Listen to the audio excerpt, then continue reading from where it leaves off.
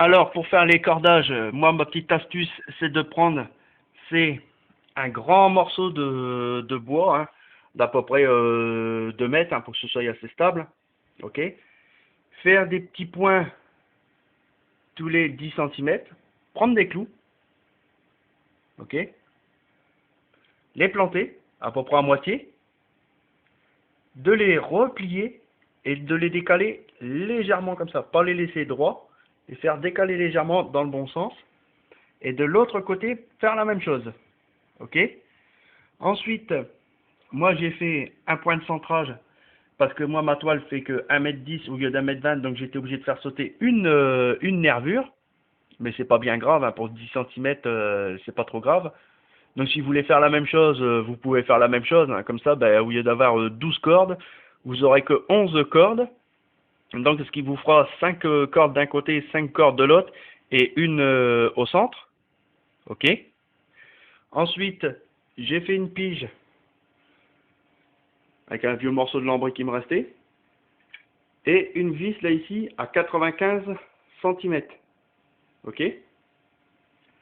Ensuite, ce qui est à faire, c'est avec votre corde de cerf-volant, vous faites, comme là ici, j'ai fait d'ici du clou, du bord du clou là ici, jusqu'à mon nœud. Hein, c'est à peu près, allez, on va dire 8 cm quoi. Là ici, bien fait. Ensuite, j'ai tendu ma corde jusqu'au niveau de ma vis, que j'ai fait passer par au-dessus enfin autour de ma vis, que j'ai fait redescendre là ici au centre, voilà, à peu près à 10 cm, voyez, 10 cm que je me suis fait mon premier point, et j'ai fait redescendre l'autre corde qui retourne jusqu'à la bobine, je l'ai fait redescendre au sol, et cette corde qui redescend jusqu'à la bobine, je l'ai tirée un petit peu plus, donc c'est-à-dire 1 cm, voire 1,5 cm en plus, que j'ai fait déborder, de façon à pouvoir faire retirer ma boucle légèrement de ma vis. Après, j'ai pincé mes deux bouts de corde, je les ai pincés. J'ai poussé pour faire sortir ma corde. Et après, j'ai fait mon nœud d'arrêt. Et quand ça c'est fait, votre ficelle, le haut de la boucle vient quasiment à ras en dessous de la vis ou légèrement là ici au niveau de la vis, légèrement au-dessus. Après, ben, il suffit de la prendre et de faire pousser par-dessus pour qu'elle remonte derrière votre vis. Et votre corde doit être bien tendue. Et vous faites ça sur tous les cordages. Donc moi, en l'occurrence, ben, j'en ai 11 à faire. Donc là, vous voyez, il ne me reste plus qu'un seul point d'attache à faire. Et j'aurai fait mes 11 cordes. Alors la première, 1, 2, 3, 4, celle qui me manque, 5, 6, 7, 8, 9 et 10. Donc ça me fera 11 cordes au total, parce qu'ici je ne l'ai pas.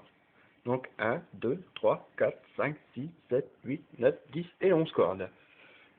Voilà, jusqu'à 1,95 m, ça c'est l'astuce que je pouvais vous donner. Donc vous faites ça pour le cordage à l'avant, sur le côté droit. Vous refaites la même chose pour le côté gauche.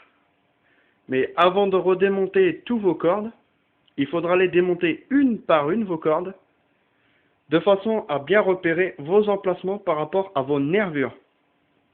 Donc si vous démontez la première, donc en l'occurrence moi la première c'est celle-ci, donc elle redescend là ici, donc je sais très bien que je ne vais pas prendre sur celle du milieu, je vais me baser sur celle d'à côté.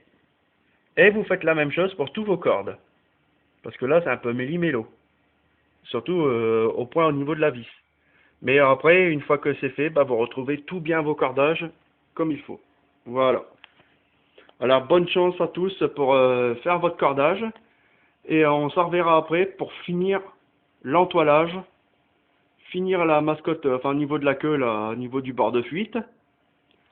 Et puis après, bah, on n'aura plus qu'à mettre des petits anneaux ou alors des petits émerillons barils, de façon à ce que ça puisse tourner quand même, quelque chose d'assez costaud, mais bon, moi je vais plutôt y mettre des anneaux. Et après un autre cordage central pour relier le tout au chariot. Voilà.